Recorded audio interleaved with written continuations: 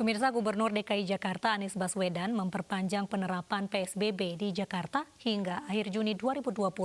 Dan dalam penerapan PSBB fase 4 itu, Pemprov DKI memberikan kelonggaran namun dengan penerapan protokol kesehatan.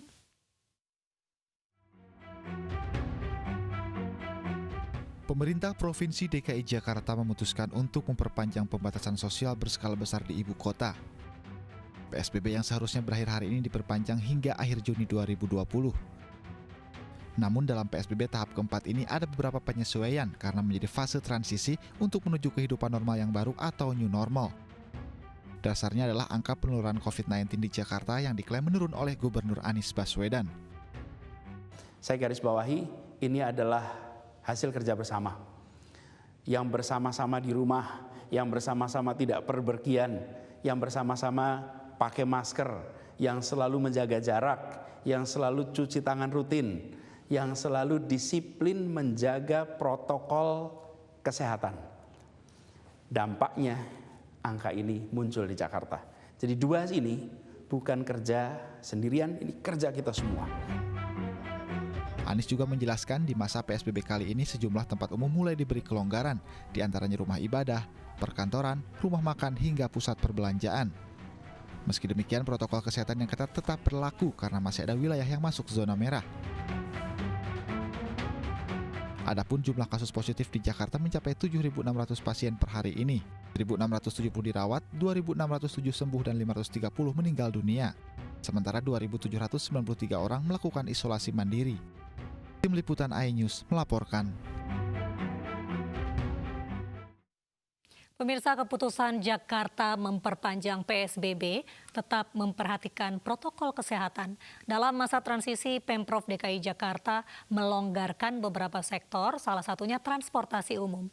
Kami hadirkan kembali cuplikan dialog Gubernur DKI Jakarta Anies Baswedan dalam program iNews sore tadi.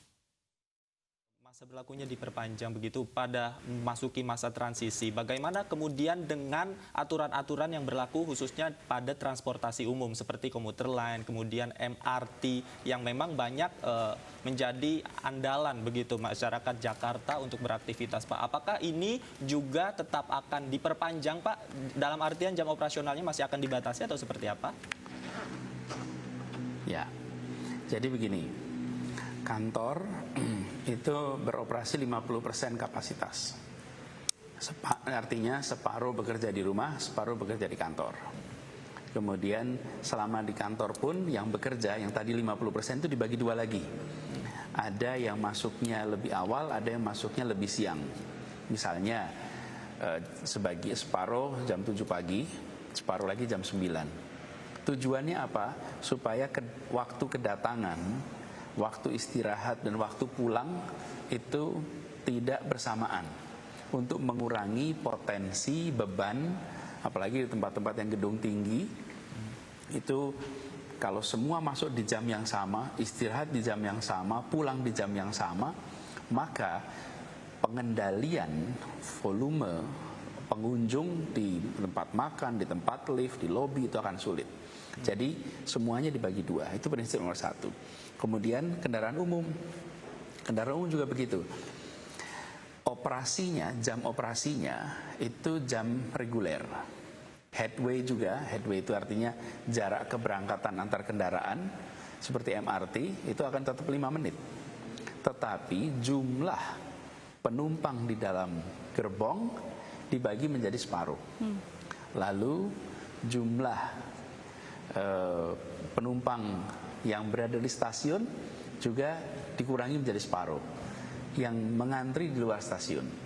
Jadi masuk dalam stasiun itu volumenya sudah dibatasi. Halte juga begitu. Jadi mulai kapan ini Pak berlaku, Pak? Ini makanya sih. Jadi kalau transportasi umum itu sudah mulai berlaku besok. Tetapi untuk bekerja baru mulai hari Senin. Jadi hari Senin itu baru kita menerapkan kebijakan mengizinkan kantor untuk buka. Nah, sampai dengan Senin, tiap-tiap kantor harus mengatur supaya mereka bisa separuh. Seperti juga pasar. Pasar itu yang selama ini diizinkan buka pasar untuk pangan. Tapi pasar non-pangan tidak buka. Nah, sekarang akan dibuka, tapi harus separuh. Caranya bagaimana? Misalnya, ini diatur, kios nomor ganjil buka di hari tanggal ganjil. Kios nomor genap bukanya di tanggal genap. Jadi satu pasar itu bisa beroperasi dengan separuh berdagang, separuh tidak dagang, baru besoknya bergantian. Jadi ini yang akan dilakukan di seluruh wilayah. Karena itu tadi intinya saya akan sampaikan, tiap-tiap tempat beda-beda pendekatannya. Tapi intinya nomor satu, separuh kapasitas. Itu harus. Nomor dua, jaga jarak. Ini paling mendasar.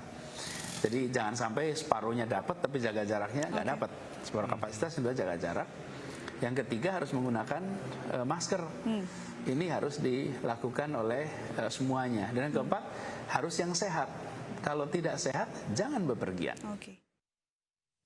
Pemirsa, 66 rukun warga masih di bawah pengendalian ketat di masa transisi PSBB Ibu Kota.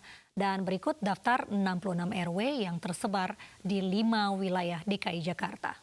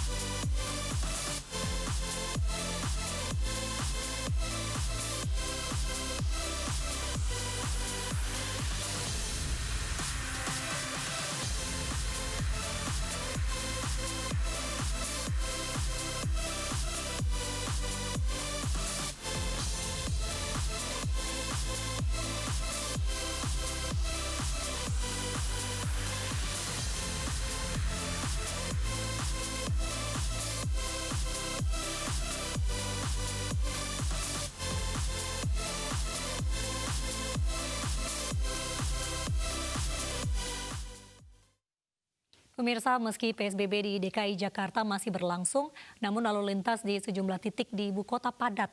Petugas masih menemukan sejumlah pelanggaran terutama di wilayah perbatasan.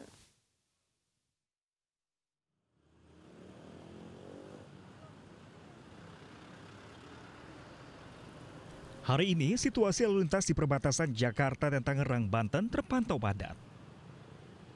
Kendaraan padat di sepanjang jalan Dan Mogot, Kalideres, Jakarta Barat.